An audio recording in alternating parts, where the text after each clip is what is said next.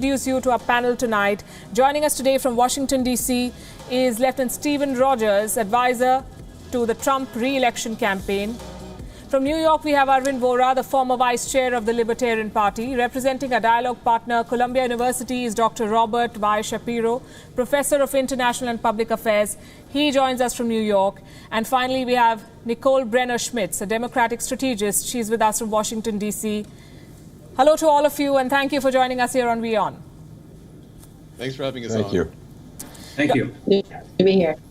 Dr. Shapiro, I'll begin with you. How do you think America handled the pandemic? Well, by all statistical metrics, the United States did a very bad job in handling the pandemic. Mistakes were made at different levels, and we're now in a situation where 200,000 people have died, and it looks like things are starting to spike a little bit in certain parts of the United States again. Lieutenant Rogers, do you agree? Absolutely not. The president did a very good job in tackling this problem from day one. Now, keep in mind that President Trump made it very clear that he wasn't going to go down a road that would create a bigger and more devastating problem than the virus itself. Look, the virus is real. We know that. But as a result of governors, Democrat socialist governors, taking the constitutional rights of the people away, shutting down their economies, they've destroyed millions of lives. So the president did the best he could. He stayed within the framework of our Constitution. And I believe there's going to be a lot of questions regarding the statistics as we move forward. Yes, I have some statistics also, and Donald Trump called it a mild flu to begin with. But I'll let Nicole Brenner-Schmitz do the talking. How do you think this government under Donald Trump handled the Wuhan virus pandemic? Well, I think it's been atrocious. There is absolutely no reason that he shouldn't have been honest with the American people about this disease being airborne when he learned that it was. There is no reason that we shouldn't have started to encourage wearing masks and other sensible solutions right away. There's no reason that we are not taking the medical community at their word and trusting science. Even as we're speaking right now, Dr. Fauci is testifying in front of the Senate, and there is an active back and forth about the Republican Senate misinforming the American public about this. So that has come from the top and is filtered through their party. Arvind Vora, how do you think America has done?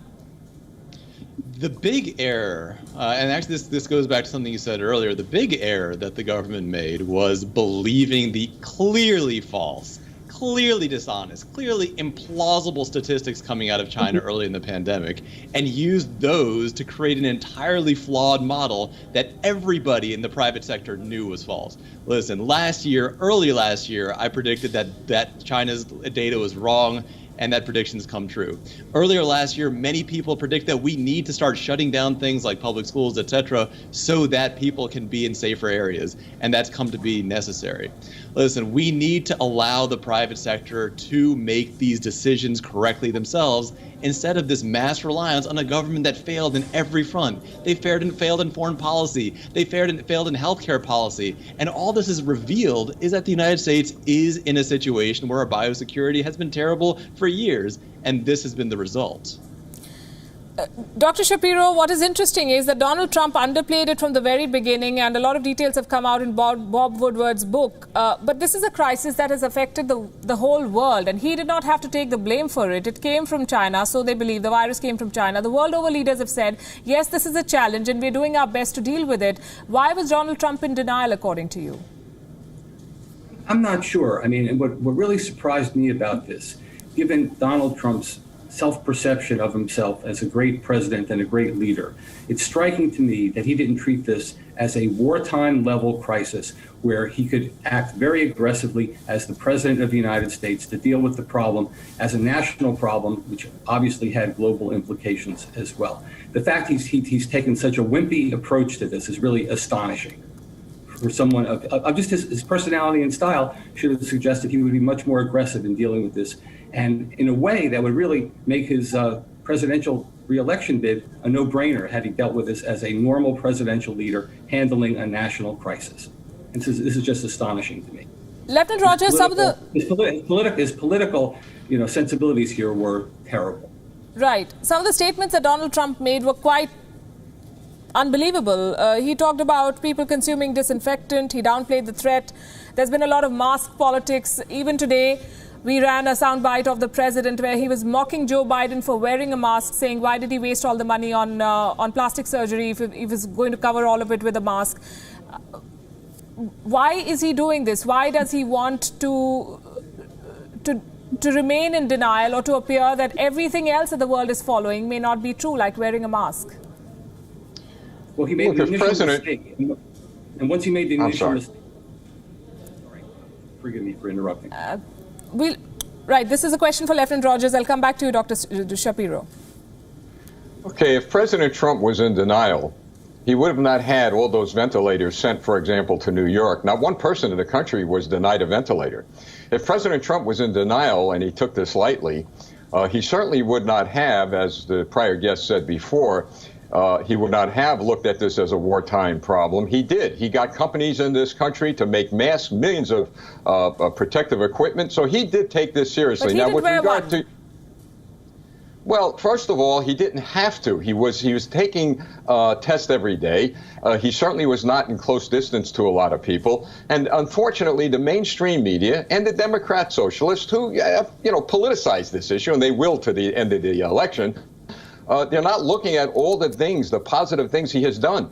And I've got to tell you, based on the polls, the American people are going to reelect this guy to office. Come hell or high water, he's being reelected. So they have to just sit back, relax, take it easy, and let nature run its course. Because right now, we need our economy to come back, we need jobs to come back, and people are fed up with being locked up by these socialist governors because this country is going down the tubes if he doesn't get reelected. Dr. Shapiro, go ahead, sir. Make your point. No. My point is, some of those actions were well taken, but he should have done these things on a larger scale, beyond simply ventilators, but basically in terms of changing behavior of individuals in a way that would mitigate the crisis. And mistakes were made early on. Mistakes were made right where I am in New York.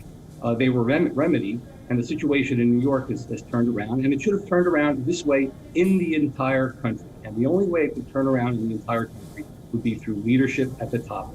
Trump does not know how to deal with these things as political issues as a leader, acting in his own self-interest, which is the thing that's mind-boggling to me. He should be sailing into a victory at this point if he had handled this much better. So it's astonishing. It's just mind-numbing to me. Nicole Brenner-Schmitz, I want you to respond to what Lieutenant Rogers said, that Democrats have politicized this pandemic. And I'm also looking at a list of hits, things that went well for the American response, a somewhat flattened curve, ventilator surplus, hospital capacity, vaccines and treatments. There are things that America under Trump has done right here.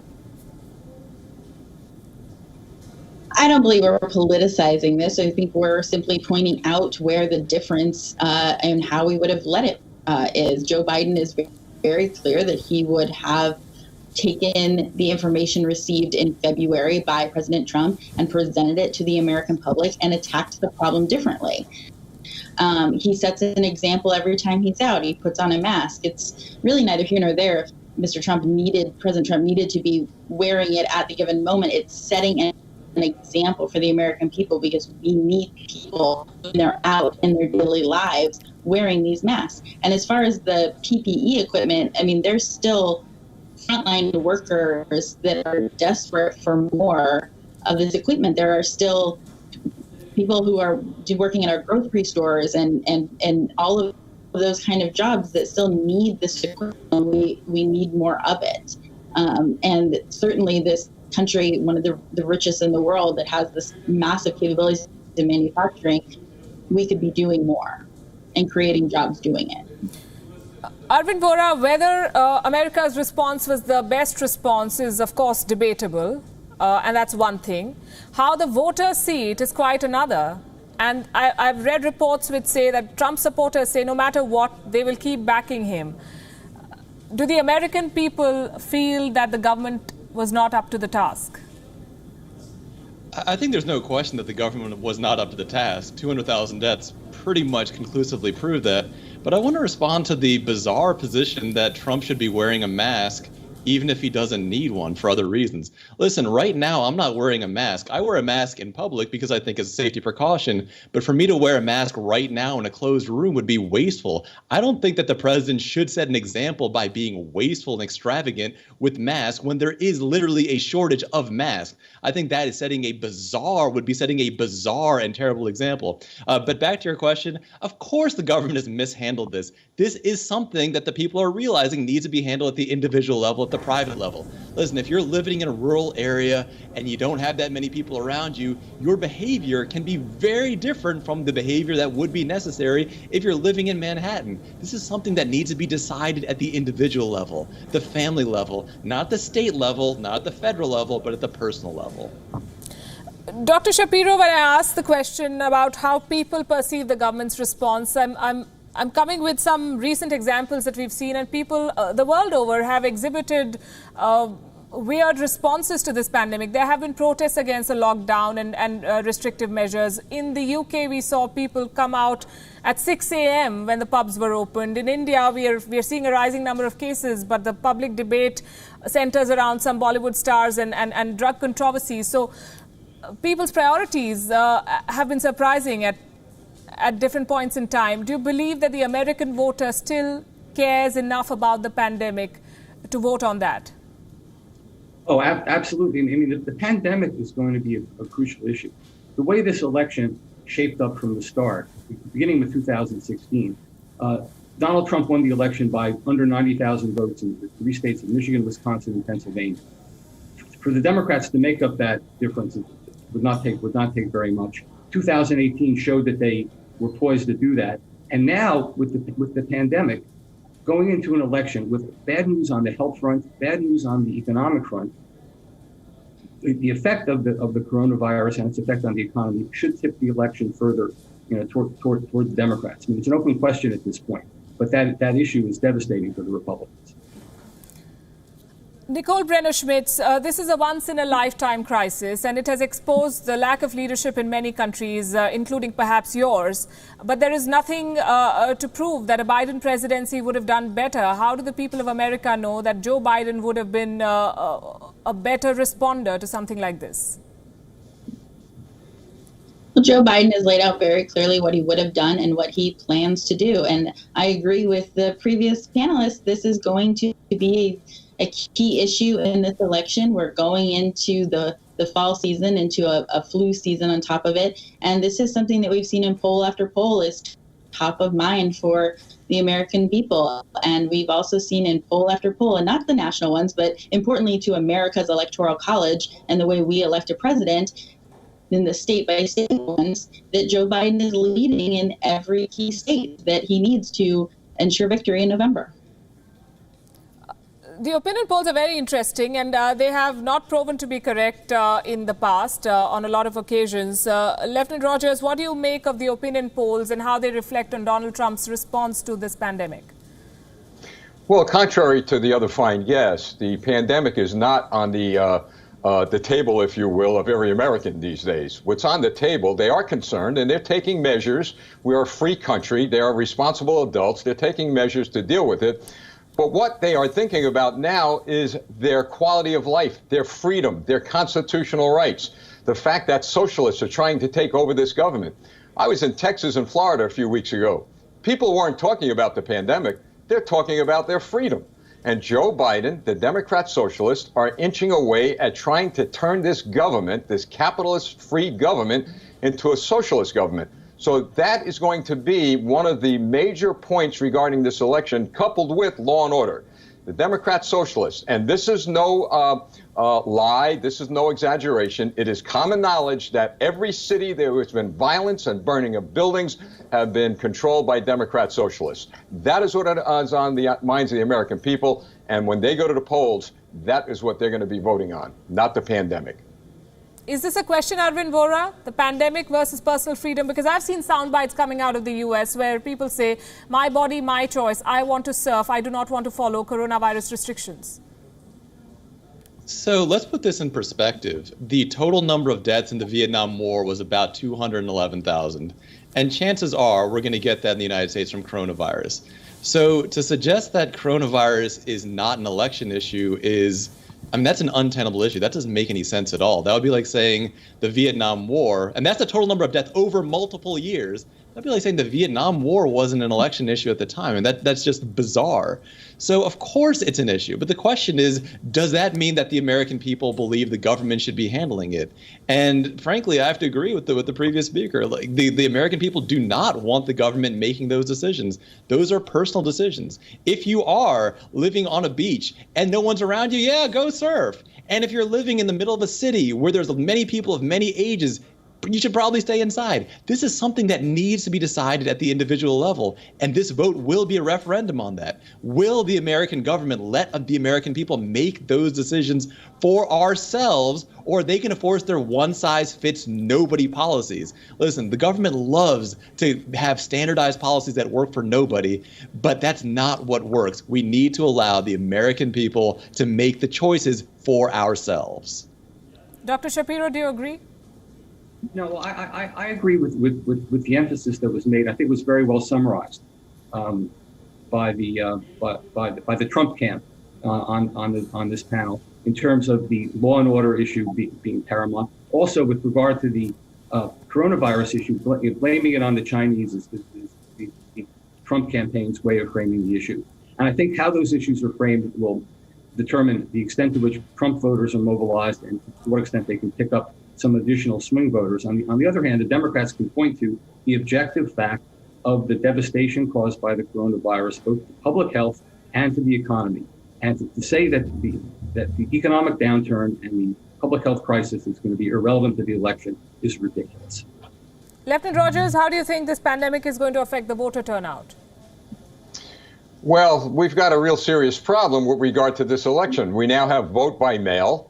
The people are against that. Already, as you and I are speaking, the Postal Service is discovering thousands of ballots thrown in trash cans. I don't know. I just don't know what's going to happen with regard to the voter turnout. But I will say this, that the reason of the law and order issues and what we see happening is galvanized millions and millions of Americans to support the president, including Democrat conservatives. So who knows what's going to happen Election Day, but I will make a prediction that President Trump will be reelected. The issue is going to be the United States Congress and the Senate. If we could carry those two governing bodies, then the country will be in good shape. I just said in the introduction, we'll not make predictions, but just as well.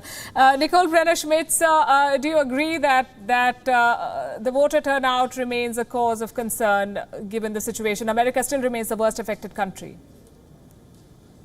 No, I'm thrilled that we have vote by mail. I hail from the state of Washington where we've had vote by mail for years, and we see states that are both classified as blue and red. The state of Utah has done vote by mail. It's everyone's constitutional right to be able to exercise their right to vote and not put their health at risk at the same time. So I think it's great that we are having such an energized participation. We saw some states started early vote. Minnesota, Virginia, just this past week, we've seen turnout numbers through the roof. People are energized and excited, and I'll make the prediction that Joe Biden is going to come out victorious at the end of this on Election Day, because America knows that we do need to rebuild our economy, and the Democrats are the ones with a plan for that. They've passed the HEROES Act. It's stalling under Mitch McConnell in the Senate. We want to make sure that both the health of our nation and the astronomical amount of people dying is addressed, along with ensuring people do not have a demise in their economics and their small businesses. Arvind Vora, the president has done a lot since the outbreak in terms of, you could say, damage control or responding to the crisis, whichever way you look at it. America has been at the forefront of pre-booking coronavirus vaccines, whichever may be ready first. He almost threatened India to send hydroxychloroquine to the US. He has spoken against China, which is believed to be the origin of this pandemic. And he has secured last-minute foreign policy wins in West Asia. Do you believe that he'll be able to convert or these into wins or turn the direction of the conversation away from the pandemic? No, I don't think he'll be able to turn the conversation away from the single biggest event happening in the world. I mean, he's charismatic, but I don't think anybody in the world is quite that charismatic. To mention something that's really important about voting by mail, which has been, I think, largely overlooked by the major media, is vote by mail opens the door wide for bribery. One of the advantages of the secret ballot is that you can't bribe somebody to vote a particular way because you have no way to verify it. But with vote by mail, you can essentially bribe, you can pay off large numbers of people to vote the way you want to. And that's going to be happening, and that's going to really change the dynamics of this election. In terms of Trump's ability to swing things in his favor, Trump has done some good things, but ultimately he's done a lot of terrible things. He has really bungled the handling of this crisis. This is something that where the information should have been shared openly with the American people from the beginning. It's something where individuals should have been able to make informed decisions for themselves right from the beginning. But instead, we had some combination of alternating exaggeration and dishonesty on a daily basis. So I don't think that Trump is going to be able to turn his handling of the coronavirus, which wasn't very good, into a win by any stretch of the imagination. Dr. Shapiro, the U.S. economy wasn't doing so bad before the pandemic struck. There were jobs, or so the reports say. Do you believe that this pandemic has single-handedly turned the tide against the president? And had it not been for this virus, he would have stood a much better chance because, frankly, Joe Biden does not offer very much apart from the fact that he's not Donald Trump. Yes, I completely agree with that. The economy was thriving. We can debate how well it was thriving, but he could point to his accomplishments as president: tax reform, deregulation, Supreme Court appointments, and the crown jewel of his accomplishments was the economy that we could cite through the low unemployment rate and the soaring stock market. He can no longer point to the unemployment rate and economic growth as something working in his favor. Without the pandemic and the economic crisis, he would have a good chance of sailing to re-election. Nicole Brenner-Schmitz, your thoughts on this? I believe that the president is still trying to claim that the economy is in good shape. He's putting the blame on the virus in a way that the American people aren't buying it, because there are certainly a lot of things that the government could be doing to ensure that the economy is rebounding better. We could be providing more unemployment. We could be providing state and local with the funding that they need. And we're not doing those things. So he and the Republican Senate are simply not moving on the legislation that's needed to keep this economy going. So to say that it was good and it's not now just because of the virus is not a truthful statement. Right. I'm out of time on this show, but I want to thank you all, and we'll have these conversations going forward. 41 days to go for this election, and this is turning into a very, very interesting contest. Lieutenant Stephen Rogers, Arvind Vora, Dr. Robert Shapiro, and Nicole Brenner-Schmitz. Thanks very much for joining us here on WION.